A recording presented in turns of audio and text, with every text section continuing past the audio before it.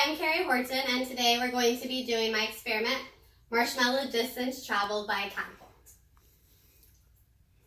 So my hypothesis question is, how does the height of the fulcrum change the distance the marshmallow is going to travel?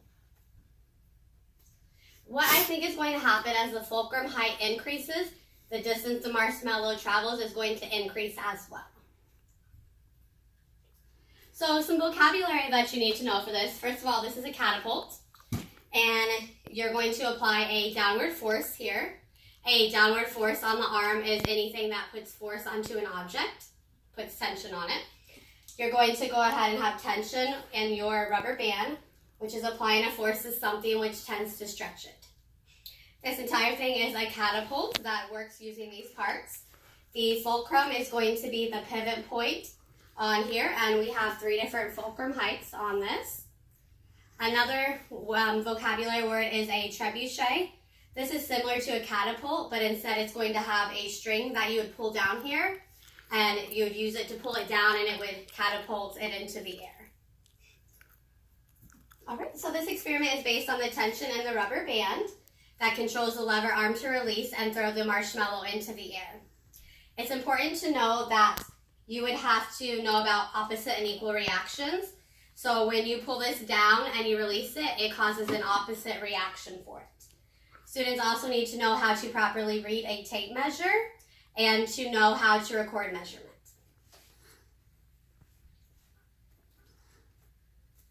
So again, it's important to understand how equal and opposite reactions are going to work. When the arm is pulled down, the tension is in the rubber band, and when the arm is released, the tension has also left the rubber band. Students will need to know that once the marshmallow lands on the ground, to use a roller to properly line it up to the correct measurement, and then they're going to go ahead and record the data. So they need to make sure they're able to read it as well on the tape measure. So my manipulated variables is going to be the height of the fulcrum. So on this, we have 3 different heights, starting from the shortest, the medium, and the highest up. My responding variable is going to be my marshmallows and how far the distance actually that they traveled. The constant is going to be the same catapult, using the same lever arm and the same rubber band, and we're going to use the same marshmallow each time as well. So your materials, you're going to need to go ahead and build a catapult. So for this one, it is made out of a 1/2 inch thick particle board, screws to attach it together, 2 L brackets on both sides. It has a 1/4 inch dowel rod in here. A water bottle cap is screwed down. This is where you're going to place your marshmallow. You have your marshmallows, and for this one I decided to go with mini marshmallows because they worked better with my size of catapults. And these do work better if you keep them cold. If you put them in the heat or they get warm, they tend to stick in here and they do not usually fly. For the rubber bands, it's important to use a 6 size rubber band. Mine are a 1/4 inch. So there's these. And to go ahead and apply it on, you would take the rubber band, double it over like this, attach it to the screw, and then put both pieces down here onto the white hook. You're also going to need to use a measuring tape to lay out on the ground to properly track it, and then a ruler so you can line it up wherever it lands, and a pencil to write it. So the first thing you're going to do is you're going to go ahead and set up your catapult. If you need to create one, that would be the first step. But since mine is done, we're going to go from here, so it's already set up. The next thing we're going to do is apply a downward force onto the lever arm. Then we're going to take our marshmallow and place it here in the water bottle cap, and then release. And wherever the marshmallow lands, our tape measure would already be laid down here. We would take the ruler, measure it over, and then record the data. So based on my experiment, my hypothesis was wrong. It actually traveled the furthest distance on the medium fulcrum height of 76.2 millimeters.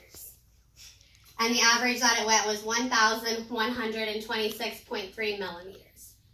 The shortest height of 50.8 millimeters it went an average of 200.99 millimeters. And for the highest one of 101.6 millimeters, it went 396.3 millimeters. So the furthest it traveled was going to be on the second fulcrum height. Here's some more data for it. So if you look at the range for the middle one of 76.2 millimeters, the range is 844.5 millimeters. That is a large distance. So the range is from the shortest distance the marshmallow traveled to the furthest distance that it traveled, and you subtract it. And for this one, it was 844.5 millimeters. If you look at the shorter one and the taller one, they were both in the 300s. So this is a huge difference for it. For the medium as well, the smallest and the tallest one, they were varied. But then the middle one that went the furthest, it's quite a large distance, about 600 millimeters from this one, about 900 from that one. Graphs are another great way to show students the data, especially for those visual learners. So over here I have my distance traveled, and at the bottom the height of the fulcrum. So again, the results, I was wrong with mine. It traveled the furthest at the medium fulcrum point of 76.2 millimeters. And the furthest it traveled was 1,663.7 millimeters. And that was at the medium height. The shortest distance it traveled was at the shortest height of 50.8 millimeters. And it traveled 76.2 millimeters.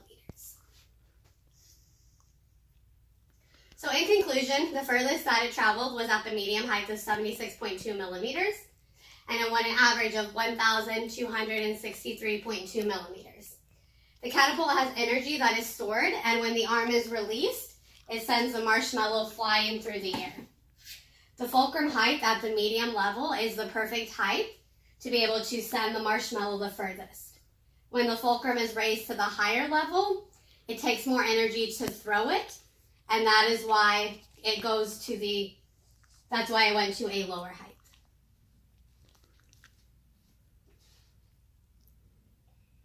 So my real world application here, historians may be interested in this information.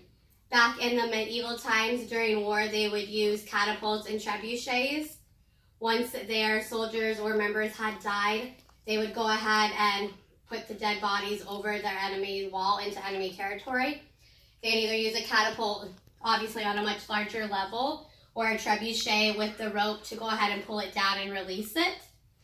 The dead bodies carried lots of diseases and bacteria, so when they were released into enemy territory, they hoped that their enemies would end up contracting that disease.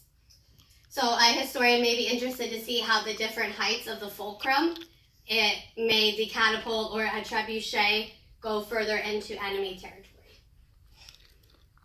And this is just my narrative diary. On March 5th, I decided that I wanted to do the topic of catapult versus marshmallow distance. On the 10th, went to Lowe's and purchased all of the parts needed, the particle board and the other boards, L-bracket screws. On the 12th, we went to get the proper rubber bands, decided on the correct points, the correct length that would work for it.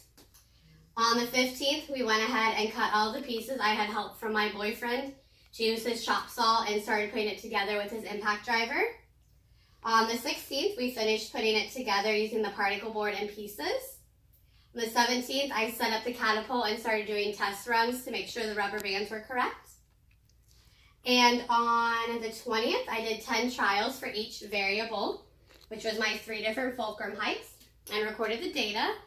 And then on March 27th, I finished the PowerPoint presentation with all the information. And this has been my experiment on catapults versus distance traveled with marshmallow. Thank you.